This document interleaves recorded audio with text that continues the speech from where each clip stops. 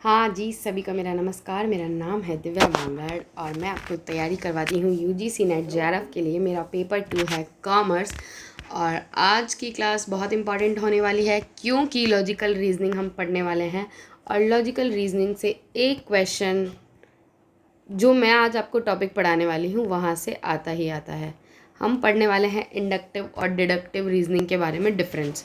तो अभी जो एनटीए का नेट का जो हमारा चल रहा है ट्रेंड, उस ट्रेंड के अकॉर्डिंग लॉजिकल रीजनिंग में ये क्वेश्चन पूछा ही जाता है। बहुत सारे पीवाईक्यू है इसके, मैं आपको पीवाईक्यू भी कराऊंगी। अगर आप चाहते हैं कि मैं आपको पीवाईक्यू भी कराऊं तो आप कमेंट कीजिएगा, तो मैं आपको पीवाईक्यू भी करा दूंगी। एक क्वेश्चन मतलब हुए 2 नंबर। अगर 2 मार्क्स आप चाहते हैं आपकी लाइफ में नेट के एग्ज़ाम में पेपर 1 से, तो ये आपके जेआरएफ को बढ़ाने का एक कदम पास ले जाने का बहुत ही अच्छा तरीका है। तो हम स्टार्ट करते हैं। मैं बिल्कुल आपका टाइम वेस्ट नहीं करूँगी।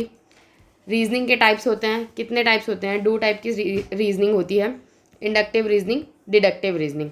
ठीक है, चलिए हम स्टार्ट करते हैं। डिफरेंस के साथ समझेंगे ताकि आपको लंबे टाइम तक याद रहे।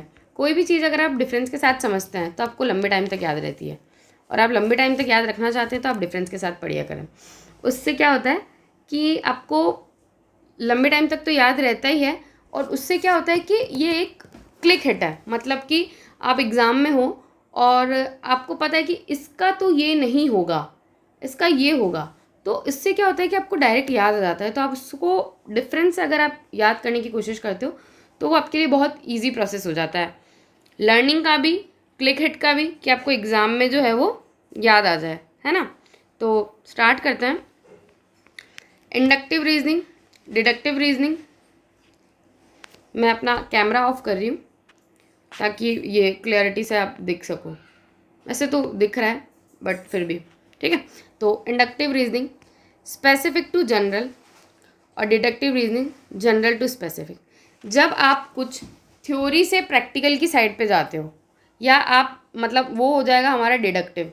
और अगर आप प्रैक्टिकल से थ्योरी की तरफ जा रहे हो, प्रैक्टिकल टू थ्योरी की साइड आप जाते हो, तो वो हमारा इंडक्टिव रीजनिंग है।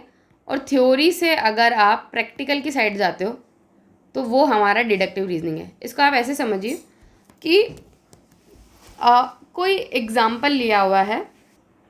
इसका एग्जाम्पल ऐसा लेते हैं हम।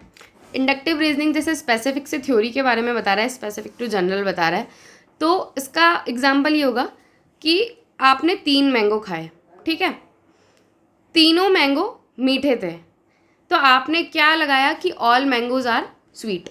You eat 3 mangoes and you think they all are sweet, and the conclusion is all mangoes are sweet. और अगर हम डिडक्टिव का देखें तो इसमें हम ये देखेंगे कि पहले ऑल आएगा, all employees are passed, so John is an employ, कि जॉन एम्प्लॉय है, तो जॉन इज ऑल्सो पास्ड, है ना। तो ये इसका क्या हो गया, एग्जाम्पल हो गया। अब इंडक्टिव रीजनिंग क्या रहता है, ये प्रोबेबली ट्रुथ नॉट 100% श्योर। इसमें 100% श्योरिटी के साथ नहीं होता है, क्योंकि आप थ्योरी से अगर स्पेसिफिक पे जा रहे होते हैं कि हाँ ये थ्योरी दी हुई है, इससे यही बनेगा, इस थ्योरी से ही जो है कुछ ना कुछ निकल के आने वाला है बाहर, अगर वो चीज़ होती तो हम 100% ट्रू और सर्टेनिटी आएगी। लेकिन आपको पता है कि आप अजम्पशंस लगा रहे हो, आप सिर्फ अजम्पशंस पे बात कर रहे हो, तो वो हमारी क्या होगी, इंडक्टिव थ्योरी होगी। आगे इसका एग्जाम्पल है वो देखते हैं। इसलिए जो इंडक्टिव होती है वो 100% ट्रू नहीं होती है, लेकिन डिडक्टिव हमारी 100% ट्रू सच होती है और सर्टेनिटी फिक्स के साथ होता है। इंडक्टिव हमारा स्पेसिफिक टू जनरल होता है और डिडक्टिव हमारा जनरल टू स्पेसिफिक होता है। अब एग्जाम्पल है, A is smart, B is smart, तो ऑल गर्ल्स आर स्मार्ट। ये माना है कि ए और बी जो है वो गर्ल्स है, ठीक है। तो अब आपने देखा कि ए भी सुंदर है, बी भी सुंदर है, स्मार्ट है, मतलब तो ऑल गर्ल्स क्या होगी, स्मार्ट ही होगी।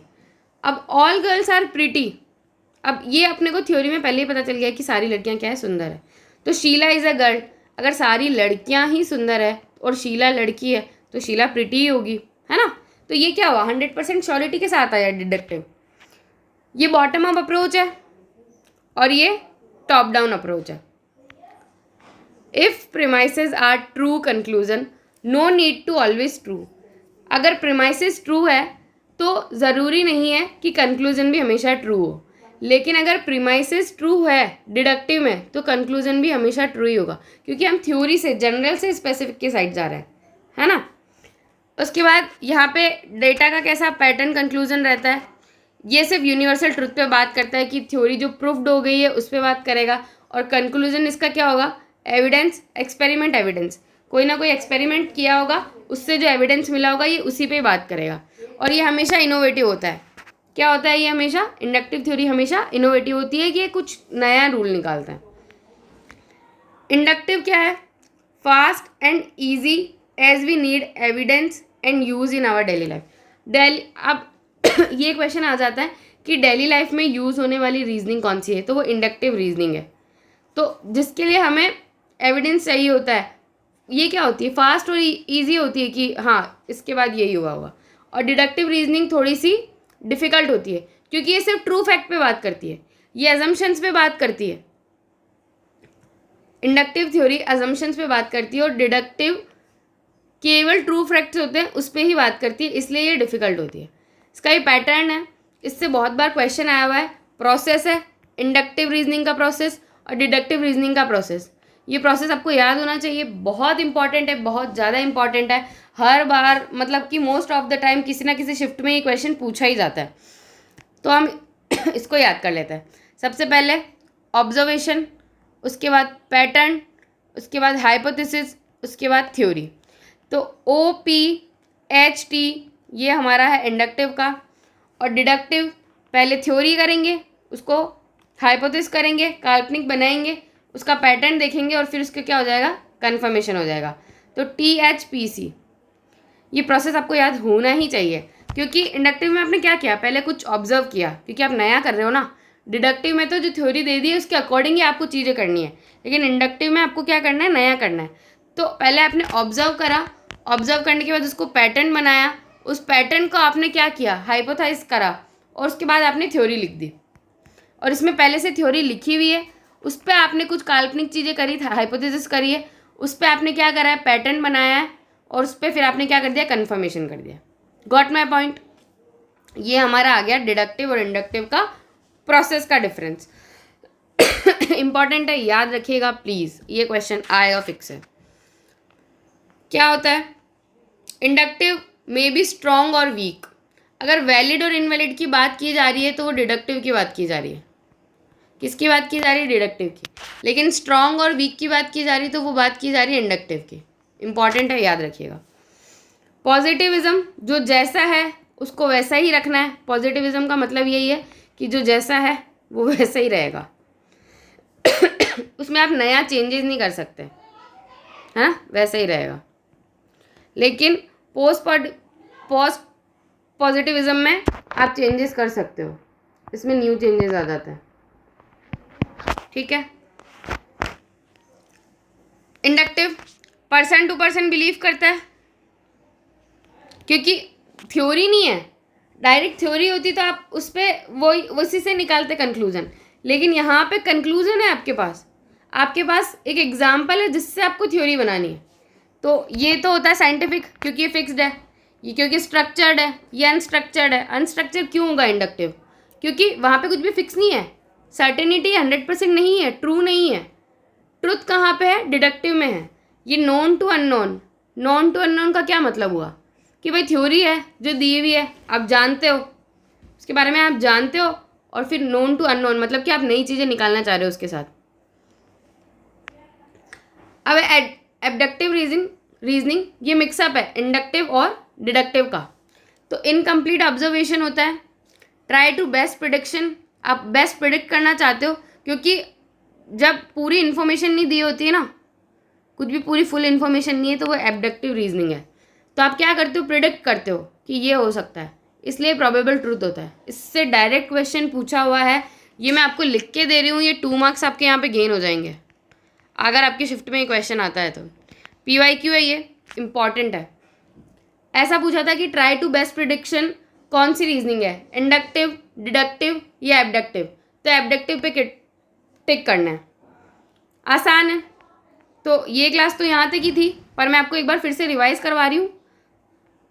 इससे क्या होगा, आपके 2 मार्क्स पूरे हो जाएंगे। तो चलिए स्टार्ट करते हैं फिर से। देखिए, आपको अगर कोई इशू आता है ना तो प्लीज़ आप कमेंट में पूछिया करें। उससे क्या होगा कि कंफर्म होता है कि आप क्लास देख रहे हैं, अच्छे से पढ़ रहे हैं। ये ज़रूरी है, ये इंपॉर्टेंट क्वेश्चंस है, ठीक है। तो लॉजिकल रीजनिंग की ये मेरी पहली क्लास है। आई होप आपको कुछ डाउट हो तो आप पूछें।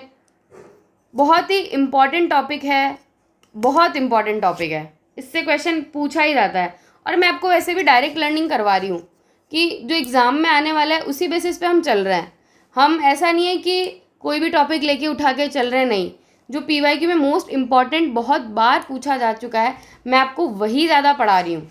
तो अगर आप मेरी क्लासेस देखेंगे, मेरे लेक्चर्स अभी काफ़ी आप देखेंगे कि कम मिनट्स के हैं, कम टाइमिंग के हैं, लेकिन उसमें सिर्फ इन्फॉर्मेशन है। मैं फालतू बात करती ही नहीं हूँ, मैं सिर्फ इन्फॉर्मेशन देती हूँ कि आपको इस इन्फॉर्मेशन से ये फ़ायदा मिलेगा, क्योंकि आपके 2 मार्क्स मुझे आपको बढ़ाने हैं। जो एक ही लेक्चर है आप देखेंगे अगर, तो आपके 2 मार्क्स बढ़ते जाएंगे, ये मेरी गारंटी है, ठीक है। तो इंडक्टिव रीजनिंग और डिडक्टिव रीजनिंग डिफरेंस के साथ हम पढ़ रहे हैं, एक बार फिर से रिवाइज कर लेते हैं। स्पेसिफिक टू जनरल में जाता है तो वो हमारा है इंडक्टिव, जनरल टू स्पेसिफिक में जाता है तो वो है हमारा डिडक्टिव, ठीक है। उसके बाद है प्रोबेबली ट्रुथ नॉट 100% श्योर। 100% जो श्योर नहीं होता है वो इंडक्टिव होता है, और 100% श्योर होता है वो डिडक्टिव होता है। स्पेसिफिक से आप जनरल में जा रहे हैं ना, तो वो क्या होगा, इंडक्टिव होगा। एग्जाम्पल क्या है, A is smart, B is smart, so all girls are smart. A और बी गर्ल्स है, आपने माना है, तो आप ये देख लेंगे कि सारी गर्ल्स स्मार्ट है, ज़रूरी नहीं है, ये हम फिक्स नहीं कह सकते। ऑल गर्ल्स आर प्रिटी, सारी गर्ल्स जो है वो प्रिटी है। ये हमारी बॉटम अप अप्रोच है। बॉटम अप का क्या मतलब हुआ कि ये नीचे से ऊपर की ओर जाती है, और टॉप डाउन अप्रोच का क्या मतलब हुआ कि ऊपर से नीचे की ओर आती है, डिडक्टिव, ठीक है। If premises are true, conclusion no need to be always true. ज़रूरी नहीं है, अगर प्रीमाइसेस ट्रू है तो ज़रूरी नहीं है कि कंक्लूजन हमेशा सच होगा ही होगा। और if premises are true, conclusion always true, ये किस में होता है, डिडक्टिव में होता है। डेटा का पैटर्न है कि क्या निकलेगा, कंक्लूजन निकलेगा, ये इनोवेटिव होता है। और डिडक्टिव यूनिवर्सल ट्रूथ है, क्योंकि प्रूफ थ्योरी से ही बनता है। कंक्लूजन कैसे बनता है कि कोई एक्सपेरिमेंट किया जाता है, कोई एविडेंस होता है आपके पास, उसके अकॉर्डिंग ही कंक्लूजन निकलता है, ठीक है। इंडक्टिव फास्ट और इजी होता है, क्योंकि आप स्पेसिफिक से आपने डिसाइड किया है, आप डिसाइड कर रहे हो, उसके अकॉर्डिंग आप थ्योरी बना रहे हो, तो क्या होगा, ये एविडेंस उसमें चाहिए होता है जो अपनी डेली लाइफ का रूटीन से होता है, क्योंकि आप डेली लाइफ की जो चीज़ें होती है वो आप यूज़ करते हो इंडक्टिव में, क्योंकि थ्योरी आप बना रहे हो। और ये डिफिकल्ट होती है क्योंकि ये सिर्फ ट्रू फैक्ट पे बात करता है। जो बात सच होगी डिडक्टिव रीजनिंग से इतनी ही बात करेगा, ये आगे नहीं बढ़ता है, ये इतना ही सोचता है। और जो जिसको आगे बढ़ना होता है वो इंडक्टिव रीजनिंग रखता है, इंडक्टिव सोच रखता है। ये याद करने का बेस्ट तरीका है कि डिडक्टिव एक सीमित मात्रा में ही है कि वो इतना ही सोचेगा, क्योंकि उसको ये दे दिया है, ये थ्योरी दे दी आपको, इसके अंदर अंदर का ही सोचना है, इसके आगे का आपको नहीं पता। लेकिन इंडक्टिव का ऐसा है कि आप नहीं, वहाँ भी सोचो, यहाँ भी सोचो, वहाँ भी सोचो, यहाँ भी सोचो, उसके बाद अपन पूरी थ्योरी बनाएंगे। समझ में आ रहा है। ऑब्जर्वेशन करना, उसके बाद पैटर्न बनाना, उसके बाद हाइपोथेसिस लिखना, और उसके बाद थ्योरी। ये आपका क्या है, इंडक्टिव रीजनिंग का प्रोसेस है। इसमें थ्योरी दे देंगे, उसके बाद आप हाइपोथेसिस बनाओगे, फिर उस पर पैटर्न बनाओगे हाइपोथेसिस के अकॉर्डिंग, और फिर क्या हो जाएगा, कन्फर्मेशन। ये तो वैसे ही कन्फर्म है, डिडक्टिव तो वैसे ही कन्फर्म है, क्योंकि थ्योरी से ही बना रहे हो आप। स्ट्रॉन्ग और वीक की बात की जाती है तो इंडक्टिव में की जाएगी, वैलिड और इनवैलिड की बात की जाती है तो डिडक्टिव में की जाएगी। पोस्ट पॉजिटिविज्म की बात की जाती है, इंडक्टिव में की जाती है। पॉजिटिविज्म की बात की जाती है, डिडक्टिव में की जाती है। पर्सन टू पर्सन बिलीव करेगा, क्यों करेगा पर्सन टू पर्सन बिलीव, क्योंकि डिपेंड करता है, एक थ्योरी नहीं दे दी है, ये अलग अलग चीज़ों पर डिपेंड करता है, क्योंकि थ्योरी हम बनाएंगे और ये क्या होगा, साइंटिफिक होगा कि यही बात फिक्स है। और ये क्या होगा, अनस्ट्रक्चर्ड होगा, क्योंकि स्ट्रक्चर हम करेंगे इसको, और ये स्ट्रक्चर्ड ही है, उसके अकॉर्डिंग ही आपको काम करना पड़ेगा। नॉन टू अननोन, ये पूछा हुआ है, PYQ है, मोस्ट इंपॉर्टेंट है, याद रखिए कि नॉन टू अननोन कौन सी रीजनिंग है, इंडक्टिव रीजनिंग है, डिडक्टिव रीजनिंग है। मैं ये क्वेश्चन खुद गलत करके आई, तो आप मत गलत कीजिएगा। तो नॉन टू अननोन की बात की जाती है कि जब आप कुछ जानते हो चीज़ें और उसके बाद आप नहीं जान रहे हो। नहीं जान रहे हो का मतलब ये है कि आप उसके बारे में तो जान ही रहे हो, लेकिन नई चीज़ें जानने के लिए आप नॉन टू अननोन जा रहे हो, उसमें डेप्थ में जाने के लिए, तो वो डिडक्टिव हो गया। एबडक्टिव रीजनिंग, कि ऑब्जर्वेशन इनकम्प्लीट है, हमारे पास कंप्लीट इन्फॉर्मेशन ही नहीं है, इसलिए हम क्या कर रहे हैं, प्रिडिक्ट कर रहे हैं। और अगर सिर्फ प्रिडिक्ट किया जा रहा है तो वो प्रोबेबल ट्रुथ ही हो सकता है, वो कन्फर्मेशन ट्रुथ नहीं हो सकता। आप इस चीज़ को याद रखिए, वेरी इंपॉर्टेंट क्लास। अगर आपने पूरी क्लास देखी है तो थैंक यू सो मच, और आप ही का फ़ायदा है इसमें, क्योंकि ये क्लास आप ही के लिए ली गई है। और क्लास अच्छी लगी हो तो लाइक शेयर एंड सब्सक्राइब कीजिए। और कुछ डाउट हो या अगर कोई टॉपिक आप चाहते हो कि ये टॉपिक कंप्लीट करवाना है, या ये टॉपिक आप चाहते हो कि बार बार पूछा जा रहा है, तो आप कमेंट करके बताइए, मैं आपके लिए वो क्लास लेके आ जाऊँगी। बाकी thank you so much. Okay, bye bye.